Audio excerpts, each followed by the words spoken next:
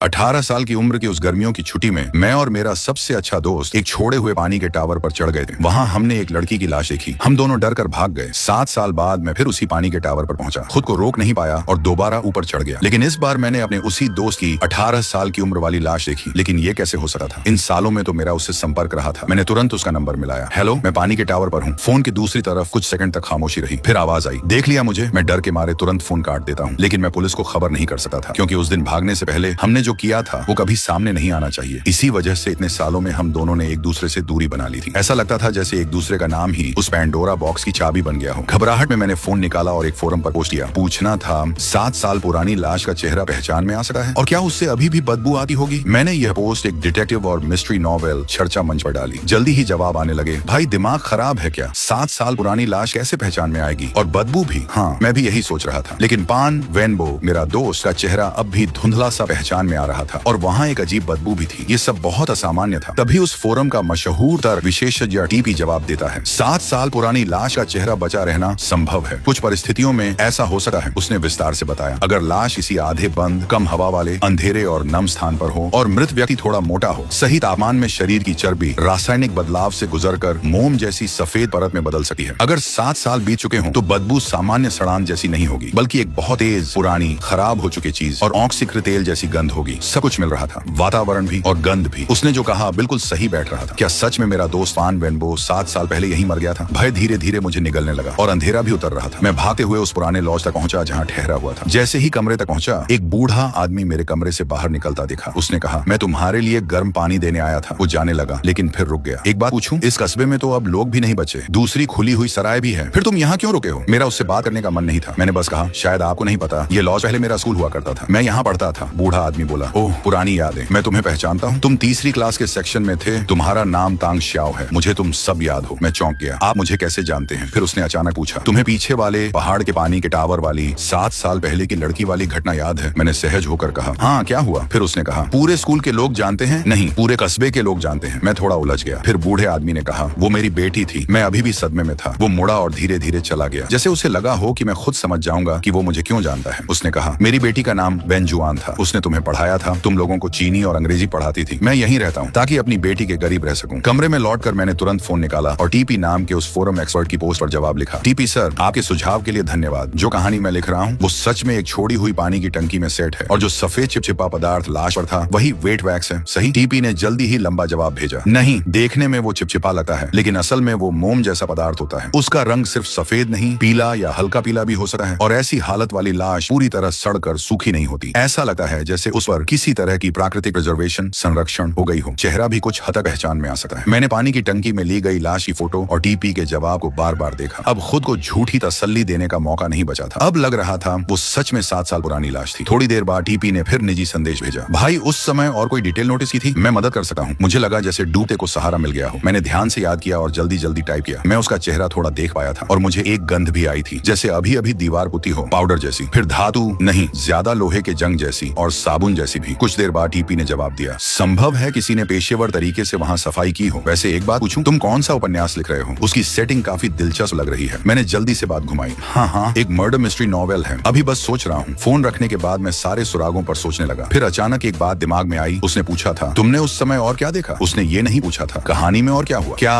उसे समझ आ गया कि मैं कहानी नहीं लिख रहा? नहीं, ऐसा नहीं हो सका। सिर्फ इन बातों से वो कैसे समझ सका है? शायद मैं डर की वजह से ज्यादा सोच रहा हूँ। घबराकर मैंने फिर उसे मैसेज किया और सबसे जरूरी सवाल पूछा। मान लीजिए मेरे उपन्यास में मुख्य किरदार को 7 साल पुरानी लाश मिलती है, लेकिन उस लाश वाले इंसान को उसने इन 7 सालों में कई बार देखा भी है, तो इस प्लॉट को तर्कसंगत कैसे बनाया जा सकता है? टीपी ने जवाब दिया, और क्या हो सकता है? ये तो क्लासिक 5 कारण है। भूत, जुड़वां, ट्विन, मानसिक विभाजन / अलग पहचान, समानांतर दुनिया, पैरेलल स्पेस, अलौकिक घटना। यहाँ कहानी साफ तौर पर रहस्य प्लस मनोवैज्ञानिक हॉरर की तरफ जा रही है और टीपी को शायद शक होने लगा है कि ये कहानी नहीं, असली घटना है। नहीं, इतनी घिसी पिटी सेटिंग नहीं भाई। अगर लिखना है तो हार्डकोर क्लासिक डिटेक्टिव स्टाइल में लिखो, लेकिन इस तरह की सेटिंग को आखिर में समझाना आसान नहीं होगा। पहले ये बताओ, क्या ऐसा संभव है? संभव है, लेकिन तुम्हें मेरे साथ थोड़ा ज्यादा ईमानदार होना पड़ेगा। मतलब, मुझे पता है तुम कोई कहानी नहीं लिख रहे। असल में मुझे तुम्हारी मौजूदा स्थिति में दिलचस्पी है। चिंता मत करो, मैं पुलिस नहीं हूँ। मैं बस एक पागलपन की हद तक पहुंच चुका रहस्य सुलझाने का शौकीन हूँ। मुझे अनसुलझे मामलों और तर्कों का जुनून है। मैं तुम्हें जवाब ढूंढने में मदद कर सकता हूँ और अपनी जिज्ञासा भी पूरी कर सकता हूँ। मैं पुलिस को नहीं बताऊंगा। सच कहूँ तो अगर तुम कातिल भी निकले मुझे फर्क नहीं पड़ेगा। अगर मामला दिलचस्प हुआ तो शायद मैं तुम्हारा साथ भी दे दूं। हत्या तक। गलत मत समझो, मैं सच में बस ये कहानी लिख रहा हूँ। ऐसा मौसम जहाँ घना कोहरा बन सके और वहाँ एक छोड़ा हुआ पानी का टावर भी हो। मेरे हिसाब से हमारे देश में ऐसे 16 जिले हैं और तुम्हारे आईपी वाले प्रांत को जोड़कर तो तुम शियाओशी शहर में हो। पागल, ये टीपी सच में पागल है। इतनी कम जानकारी से वो इतना सब कैसे निकाल सकता है? ये देखकर मैंने जवाब देने की हिम्मत नहीं की और फोन बंद कर दिया। खिड़की के बाहर ठंडी रात थी, छात्रावास, स्कूल की इमारत, मैदान, उस समय की सारी बातें फिर से आंखों के सामने आने लगी। ये फोरम मैं स्कूल के समय से देखा आया हूँ। तभी पान वेनबो ने मुझे इसके बारे में बताया था। टीपी को लोग बहुत पहले से जीनियस मानते हैं। उसकी तर्क और विश्लेषण की क्षमता इतनी मजबूत थी कि सामान्य इंसानों जैसी नहीं लगी थी। कुछ लोग कहते थे वो किसी मशहूर लेखक का दूसरा अकाउंट है, कुछ कहते थे वो मनोविज्ञान का प्रोफेसर है, कुछ को लगता था वो कोई पुलिस जासूस होगा। लेकिन इन सब में जो संभावना मुझे सबसे कम पसंद थी वो यही थी। कुछ लोग ये भी मानते थे कि शायद वो जन्मजात हाई IQ अपराधी है और हो सकता है उसने पहले ही कोई परफेक्ट हत्या कर रखी हो। फिलहाल सबसे आसान तरीका था पान वेनबो को एक फोन करना। कौन है? माफ करना, मैं तुम्हें रजिस्टर करवाना भूल गया। दरवाजा खोलने के बाद मैंने थोड़ा गुस्से में उससे रजिस्ट्रेशन फॉर्म लिया। जब इंसान बहुत डर जाता है तो हर चीज में खुद को छिपाने की कोशिश करता है। मैंने जानबूझकर बाएं हाथ से अपना नाम लिखा, फिर एक जगह गलती की और पहचान पत्र व फोन नंबर में भी एक एक अंक गलत लिखा। बूढ़े आदमी ने फॉर्म लिया और बहुत देर तक उसे देखता रहा। नाम, ID नंबर और फोन नंबर ही तो थे। इतना ध्यान से वो क्या देख रहा था? मैं दरवाजा बंद करने ही वाला था कि अचानक दूर से किसी के रोने जैसी आवाज आई। ये कैसी आवाज है? बूढ़ा आदमी बिना सिर उठाए रजिस्टर को देखता रहा और बोला, जब ये जगह अपने चरम पर थी यहाँ हजारों लोग रहते थे, अब 500 भी नहीं बचे। पत्थर की खान बंद होने के बाद हर साल लोग कम होते गए, शहर खाली हो गया और घर भी खाली होते गए। मैंने पूछा, अभी जो आवाज आई आपने सुनी? लेकिन वो जैसे अपनी ही बातों में खोया रहा। काफी देर तक रजिस्टर को घूरता रहा, मानो कुछ सोच रहा हो। कुछ देर तक वह रजिस्टर को घूरता रहा जैसे किसी गहरी सोच में हो। अभी इस पूरे गेस्ट हाउस में सिर्फ तुम एक मेहमान हो। इतनी बड़ी पढ़ाई की इमारत और उधर वो हॉस्टल की बिल्डिंग। इस बार मैंने साफ सुना। आवाज जैसे पुराने स्कूल की कैंटीन की दिशा से आ रही थी और उसमें कुछ कुछ पान वेनबो की आवाज जैसा एहसास था। मैं गलियारे में आगे बढ़ा और कैंटीन की तरफ देखने लगा। आपने नहीं सुना? वहाँ जैसे कोई है। बूढ़े ने कहा, अभी यहाँ सिर्फ 3 लोग हैं, एक तुम, एक मैं और एक पागल। वो बेचारा लगा इसलिए उसे यहाँ रहने दिया। पागल? ये आवाज ऐसी क्यों लग रही है जैसे किसी का मुंह दबाया गया हो? फिर बूढ़ा अचानक बोला, मुझे याद है तुम्हारा जन्म अगस्त में हुआ था। तुम्हारे पहचान पत्र का नंबर भी गलत लिखा गया है। मेरे शरीर में सिहरन दौड़ गई। 7 साल से न मिले एक बूढ़े को मेरा जन्मदिन कैसे पता हो सकता है? ये तो जैसे सचमुच भूत देखने जैसा था। वह बोला, लगता है तुम्हें सच में याद नहीं मैं कौन हूँ। पहले मैं पुलिस बनने वाला था, प्रांतीय क्रिमिनल इन्वेस्टिगेशन टीम में जाने वाला था। लेकिन अपनी बेटी के साथ रहने के लिए जो यहाँ पढ़ाने आई थी, मैं इस जगह सुरक्षा विभाग का प्रमुख बन गया क्योंकि मेरे पास एक छोटी सी क्षमता है जो एक बार देख लूं कभी भूलता नहीं। मैं कुछ पूछा उससे पहले ही वह अचानक चला गया और मुझे गलियारे में अकेला छोड़ दिया। मैं सोच रहा था कि कैंटीन की तरफ जाकर देखूं या नहीं, तभी मेरी नजर गलियारे में लगी एक ग्रेजुएशन फोटो पर पड़ी। अजीब, आज दोपहर जब मैं यहाँ चेक इन कर रहा था तब ये फोटो यहाँ नहीं थी, अब अचानक कैसे आ गई? उस काले सफेद फोटो में परिचित चेहरों को देखते हुए इस शांत रात में मेरे ऊपर सिर्फ अजीब डर और बेचैनी छा गई। मैं डर से सुन्न पड़ रहा था कि तभी बूढ़ा वापस आया। तांग श्याओ, देखो क्या ये तुम्हारा पुराना होमवर्क नहीं? उसने कॉपी मेरी तरफ पलटी। मैंने देखा, सचमुच ये मेरा ही था। एक के बाद एक हो रही अजीब घटनाएं जैसे मेरी मानसिक हालत को तोड़ रही थी। लग रहा था मैं पागल होने वाला हूँ, हर पल टूटने की कगार पर था। बूढ़ा बोला, इस स्कूल के छात्रों की जितनी किताबें और कॉपियां यहाँ रह गईं, कक्षा में, दफ्तर में, मैंने उन्हें बार बार पढ़ा। होमवर्क से नोट्स तक, परीक्षा पत्र से नोटिस तक, सामग्री से फाइलों तक, यहाँ तक कि पानी बंद होने की छोटी सी सूचना भी। इन 7 सालों में मैंने सब कुछ याद कर लिया। मैंने इस स्कूल की हर चीज अपने दिमाग में बसा ली। मैंने कहा, सच तो आपकी याददाश्त कमाल की है, लेकिन आपने ऐसा क्यों किया? वह धीरे से बोला, क्योंकि मेरी बेटी आत्महत्या नहीं कर सकी थी और उस समय मैंने एक गलती की थी। उसने एक रिकॉर्डिंग पेन निकाला। ये मुझे मेरी बेटी के बैग में मिला था। इसमें उसका आखिरी संदेश है। जांच टीम आने से पहले मैंने इसे छिपा लिया था। मुझे डर था अगर ये रिकॉर्डिंग मिल गई और मामला आत्महत्या घोषित कर दिया गया तो मेरी बेटी का सच हमेशा के लिए दब जाएगा। लेकिन अगर उसके अपने शब्द मौजूद हैं तो क्या फिर भी यह आत्महत्या नहीं मानी जाएगी? कुछ गड़बड़ थी। जहाँ तक मुझे पता है उस समय वेंजुआन मैडम का केस तो लापरवाही से हुई हत्या माना गया था और असली अपराधी तो अपराध बोध में खुद मर गया था, है ना? और आप मुझे ये सब क्यों बता रहे हैं? बूढ़े ने कुछ नहीं कहा, बस अपने हाथ में पकड़ी उस पुरानी रिकॉर्डिंग पेन को सहलाता रहा। मुझे डर लग रहा था कि कहीं वह अचानक उसे चला न दे। मुझे डर था कि कहीं फिर से वेंजुआन मैडम की आवाज सुनाई न दे जाए। तभी टीपी भगवान का मैसेज आया। मैंने अभी तक पहेली नहीं सुलझाई, लेकिन मेरा अंदाजा है कि इस पूरी साजिश का असली सूत्रधार अब शायद नायक तक पहुंच चुका है। हाय, बूढ़ा बोला, बेटा क्या तुम किसी परेशानी में हो? तुम्हारा चेहरा बहुत खराब लग रहा है। मैं बोला, नहीं कुछ नहीं। वह बोला, लगता है बात छोटी नहीं है। अगर तुम्हें मेरी मदद चाहिए तो मैं तैयार हूँ। वैसे भी मेरा सपना पुलिस अधिकारी बनने का था। अभी अभी टीपी की बात याद आई। अब मैं उस बूढ़े की आंखों में देखने की हिम्मत भी नहीं कर पा रहा था। क्या सच में वही पान वेनबो घटना का असली सूत्रधार है? मैं वापस कमरे में गया और दरवाजा बंद कर लिया। लेकिन तभी बाहर गलियारे से बूढ़े की आवाज आई, बेटा लगता है तुम्हारी एक चीज अभी भी मेरे पास है। मेरी चीज? ये बूढ़ा आखिर चाहता क्या है? क्या टीपी सही कह रहा था? क्या वही पीछे से सब चला रहा है? मैं टीपी से और पूछने ही वाला था कि अचानक मुझे एक अजीब एहसास हुआ। टीपी की बातों में जैसे एक अजीब जल्दबाजी थी, ऊपर से शांत लेकिन अंदर बेचैनी और घबराहट छिपी हुई। मैंने खिड़की से से बाहर देखा, बूढ़ा खेल के मैदान में पहुंच चुका था। उसने मेरी तरफ देखकर जोर से कहा, अगर जवाब नहीं मिल रहा तो सोचो कि हाल ही में तुम्हारी जिंदगी में कौन सा बड़ा मोड़ आया है और ये सब अभी क्यों हो रहा है। मैं समझ ही नहीं पाया कि वह क्या कह रहा था, लेकिन फोन पर टीपी लगातार पूछ रहा था, हाल में तुम्हारी जिंदगी में क्या बदलाव आया। शायद वहीं से जवाब मिलेगा। मैं पागल होने लगा। ये दुनिया पागल हो गई है। दोनों एक जैसी बात क्यों कर रहे हैं। मेरी जिंदगी के बदलाव से उनका क्या लेना देना, सिवाय सिवाय सिवाय उस बात के कि मेरी पत्नी ने कहा था उसने मेरे लिए एक बेटी को जन्म दिया है और मैं अभी तक उसे देखने घर भी नहीं लौट पाया। बाहर पेड़ों की सरसराहट अब भी जारी थी। मुझे पता था कि मुझे वहां नहीं जाना चाहिए, लेकिन जितना डर बढ़ रहा था उतनी बेचैनी भी। जैसे जैसे मैं रसोई के पास पहुंच रहा था, आवाज और साफ सुनाई देने लगी। अचानक फोन की रिंग बजी और मैं ठंडे पसीने में भीग गया। फिर वही टीपी। मुझे क्यों लग रहा है कि वो किसी साए की तरह मेरा पीछा नहीं छोड़ रहा। पानी की टंकी पर मक्खियां थी। मुझे लगता है मैंने लाश की पहेली सुलझा ली है। जल्दी जवाब दो, वो इतना बेचैन क्यों था। क्या मुझे जवाब देना चाहिए। काफी देर सोचने के बाद मैंने जवाब दे दिया। अब अगर कोई पान वेनबो की लाश का रहस्य खोल सका था तो वो वही था। कुछ देर वहां सन्नाटा रहा, फिर जवाब आया। मुझे लगता है अब मुझे जवाब मिल गया। अगर मेरा अंदाजा सही है तो तुम अभी स्कूल में हो, है ना। धत, ये टीपी आखिर है कौन। मैं कैंटीन की पिछली रसोई की खिड़की के पास पहुंचा। जैसा मैंने सोचा था, ये एक बेहद घटिया जाल था। कोई पागल इंसान नहीं था। रसोई के चूल्हे पर बस एक पुराना कैसेट रिकॉर्डर रखा था जो आवाज चला रहा था। कैंटीन के हॉल में एक लाइट जल रही थी। अब यहाँ तक आ ही चुका था तो मुझे आगे देखना ही था। उस रोशनी के नीचे एक काला बोर्ड था जिस पर खाना लिखा जाता था। थोड़ा पास एक मेज रखी थी। पास जाकर देखा, मेज पर 3 ट्रे रखी थी। एक खाली थी, बाकी 2 में 2 इंसानी सिर रखे थे। एक चेहरे से पूरी तरह मिटा हुआ और दूसरा वो मेरा अपना सिर था। मेरी मानसिक हालत आखिर टूट गई। मैं जैसे बिना आत्मा के शरीर को घसीटे हुए कैंटीन के अंदर चला गया। हल्की कड़वी हंसी के साथ बोला, तो तुम ही वो इंसान हो जिसने ये सब रचा। क्या बता सकते हो। क्यों। उसने कहा, ये ब्लैक बोर्ड पहचानते हो। मैं बोला, क्या मतलब। इन व्यंजनों में क्या है। वो बोला, ये वही मेन्यू है जो उस दिन कैंटीन में लिखा था जिस दिन मेरी बेटी की हत्या हुई थी। मैंने हजारों बार सीसीटीवी फुटेज देखी। हर एक शब्द, हर एक स्ट्रोक मैंने बिल्कुल वैसा ही दोबारा लिखा। मुझे कभी नहीं लगा था कि 7 साल से जिस जवाब को ढूंढ रहा था वो आखिरकार इसी छोटे से ब्लैक बोर्ड पर छिपा मिलेगा। छोटे ब्लैक बोर्ड पर। यहाँ कहानी अभी अधूरी लग रही है और आगे कोई बड़ा खुलासा आने वाला है। आगे क्या हुआ जानने के लिए चैनल को सब्सक्राइब करें और कमेंट में लिखें नेक्स्ट पार्ट।